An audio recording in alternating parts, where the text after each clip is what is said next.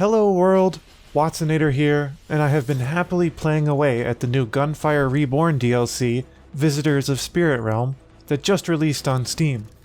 With this DLC and update patch comes 2 new heroes, 4 new weapons, a new game mode, as well as some other minor changes. I decided to peel myself away from the game in order to create a general overview video that explains everything the DLC has to offer. This should quickly get you up to speed with the new content and show you what Visitors of Spirit Realm is all about.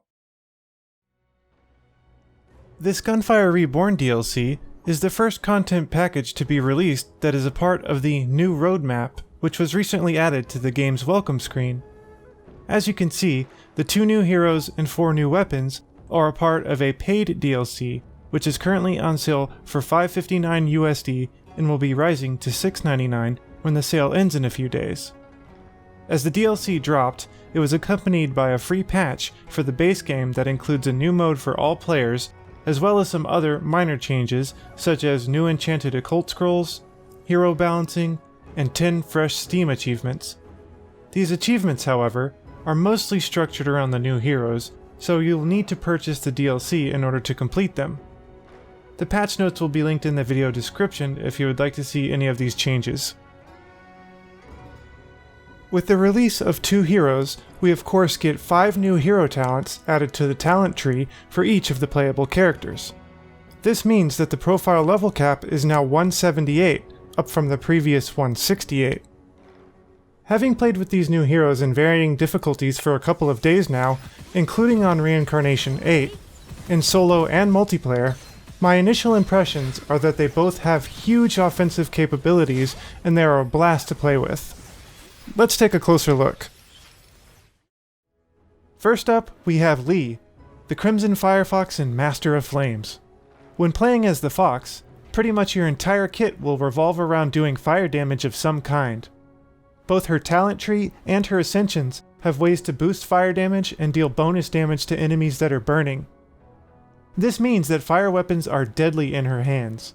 However, lightning and corrosive weapons aren't a bad choice either, due to how easily she can inflict combustion and manipulation. Her primary skill, Spiritual Flame, sends out a massive shockwave that deals fire damage to enemies in a line. This skill is different than most in that it uses energy instead of having a cooldown time. The longer the ability is charged, the more energy it uses, and the more damage it does. On top of this, if you consume 30 energy during your charge, the skill will evolve, doubling the damage and AoE range. One of Fox's ascension trees revolves around buffing this skill and regenerating energy faster. Fox's secondary skill is called Blazing Meteor, which simply summons a fireball from the sky that deals flat fire damage. For every enemy hit by Blazing Meteor, Fox will restore some energy. She has some great ascensions that can increase the damage and frequency of her secondaries, and it can get pretty wild in late game if you focus on this. Though Fox can put out some insane damage, even without having to invest too much in her ascensions, she does feel a bit glass cannony on Reincarnation 8, and you'll have to work hard to blow up enemies before they can get close to you. Her playstyle is a blast to play though, and when you start synergizing elemental damage and fire weapons, you can really see her potential. It's probably too early to tell, but I think Lee might be my new favorite hero. Next up we have Xing, the mystical Monkey King. Monkey is a highly unique specimen, and a lot of his skills and abilities focus on buffing his weapons, which in turn makes his skills even stronger. His primary skill, Soul Strike, has him blow darting one of his hairs onto an enemy, which in turn summons a clone of himself that whacks enemies multiple times within a certain range. The damage done scales off of the currently held weapon. It sounds weird, I know, but the ability can be extremely rewarding when you have tons of enemies on screen and you get a crazy chain of clones hitting with their cudgel. Monkey's secondary skill, Essence Chain, performs a whipping animation that can link together up to 4 enemies, dealing flat damage, reducing their movement speed, and temporarily enhancing your weapon level by +2, which synergizes perfectly with his primary skill. He even has an ascension that can add a bonus inscription to your weapon when he activates his essence chain.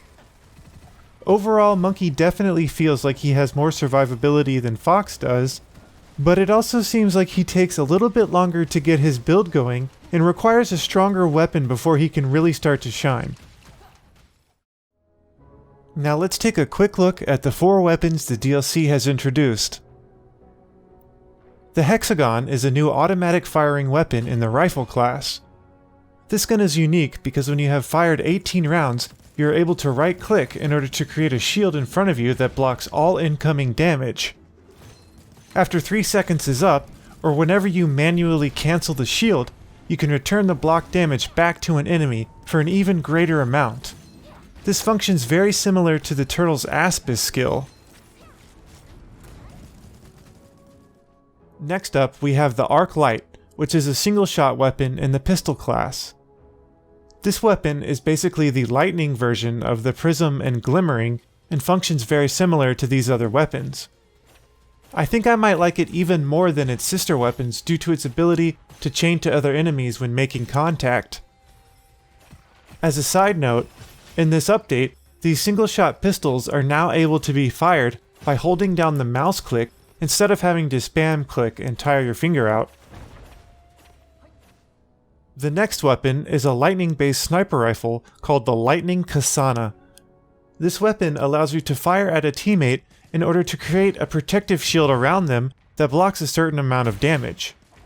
When your allies are hit with this shield up, it provides charges to the weapon. You can also accumulate these charges by firing no-scope shots. You are able to utilize these charges by firing when looking down the scope, which creates a much more damaging shot. And last, but certainly not least, we have my absolute favorite new weapon, the Cloud Weaver, classified as a pistol. This weapon sends out a series of spirit spikes that automatically home in and deal damage to whatever target your cursor is focused on. These spikes deal up to 100% damage based on how far they travel, making it useful to switch targets and bounce back and forth between distant enemies.